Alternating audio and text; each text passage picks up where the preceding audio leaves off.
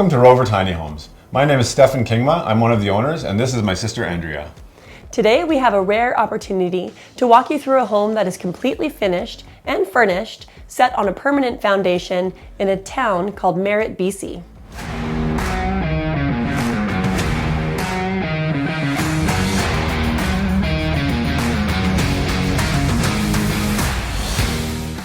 This house is fully code compliant and it has passed all local inspections. It's sitting on a nice warm 5-foot crawl space and is complemented by a simple sea can painted black for some extra storage. We named this house the Silvertip, and there's actually a bit of a story here. When we were young, our friend Don Froze owned a small ski resort on a big mountain called Silvertip Mountain, and our family loved to go there. So naturally, when we decided to name our homes after some of the larger mountains in BC, the Silvertip was the first that came to mind. Some of you may be wondering, is the Silvertip a popular model? To which we would say, yes, it is. As a matter of fact, about 1 out of every 3 homes we build is a Silvertip, but many clients customize them to suit their own needs. For example, we just built one as a mobile home on permanent wheels and another as a park model with removable wheels. We've added length, decreased width, adjusted the economy of the finishings. You mean made it cheaper? No, I mean adjusted the economical scale and grade insofar as to how it relates to the fiscal. Just stop. All right. The home we're standing in is a prefabricated home on a permanent foundation built to local code. Now let's take a look around and see why the Silvertip is so popular. The Silvertip is the practical choice, well built with impeccable design. This particular Silvertip is a 1-bed and 1-bath home, but it can be built as a 2-bedroom home.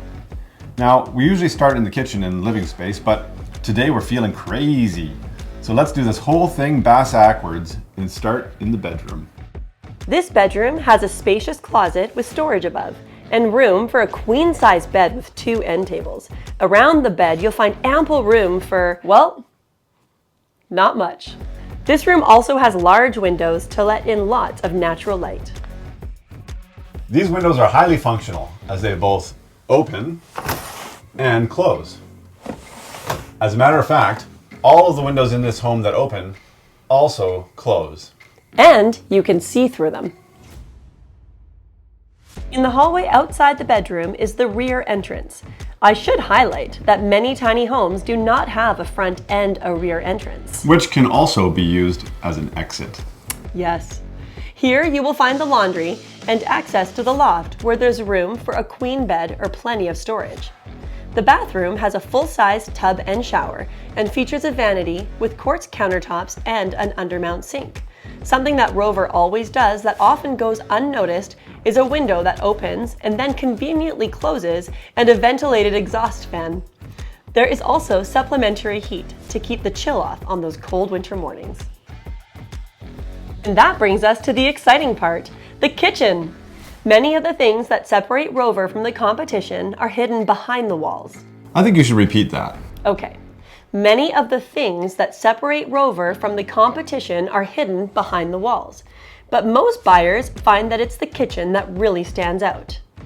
Our kitchens are custom made specifically for each home and hand-built locally, not shipped in boxes from overseas and screwed together on site. The kitchen also features quartz counters, an undermount sink, apartment-style appliances, a dishwasher. All cabinets are fully accessible and there's an eating bar at the peninsula. The kitchen also includes a vented exhaust fan to keep your windows from fogging up. Currently, this home is owned by Rover Tiny Homes. I stay here often with my wife and 2 of my boys, and we are always surprised by how comfortable it is. The living room is one of my favorites. It's laid out in that traditional, symmetrical way with a coffee table in the center and a fireplace centered between bookshelves on the end wall. Some of our clients have ordered this home with windows on either side instead of the shelves, and that works well too. There is another large view window out the front. In this case, the home looks over an active beaver pond, which is pretty incredible. And there is a second door in the main room here where one can choose whether to exit or enter the home onto this patio. And that brings us to the place we would typically start if we weren't feeling so crazy today, the exterior. The exterior of the Silvertip is very simple and streamlined. The lines flow naturally between windows, doors, and cedar features. The simple design allows us to build her more quickly than some of the other higher-end models, which helps us to keep the cost a little lower while keeping the building standard equally high. Just let us know if you have a view you want to capitalize on, or if there are any colors you'd prefer, or if you need a dog or a cat door, and I'm sure we will be able to help you out. Personally, I can't stand dog and cat people, but Andrea happens to be a dog and a cat person. So while one of us can relate to you, one of us can build whatever you want. Well, I think dog and cat people are great, and I can't stand people who can't stand dog and cat people. Well, I can't stand people that can't stand people that can't stand dog and cat people. We actually just built the cutest Silvertip for a client on Salt Spring Island that has 2 lovely cats and needed the layout changed slightly for her particular situation. And Stefan and the guys did a beautiful job of it. As for this clever looking Silvertip though, she's more than just good looking. She's an absolute champ up here on those cold winter nights. Merritt is a cold and windy place in the winter, but this house is cozy and warm, that's for sure. Rain or shine, hot or cold, wind or snow, Rover will keep you comfortable all year long at home in your tiny home.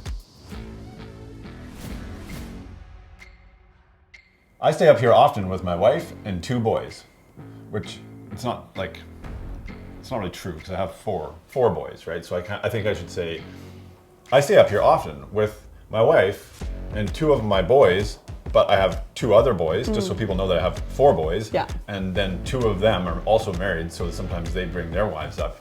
And then of course my grandson Theo. That sounds like a little see long. a picture of Theo? Yeah.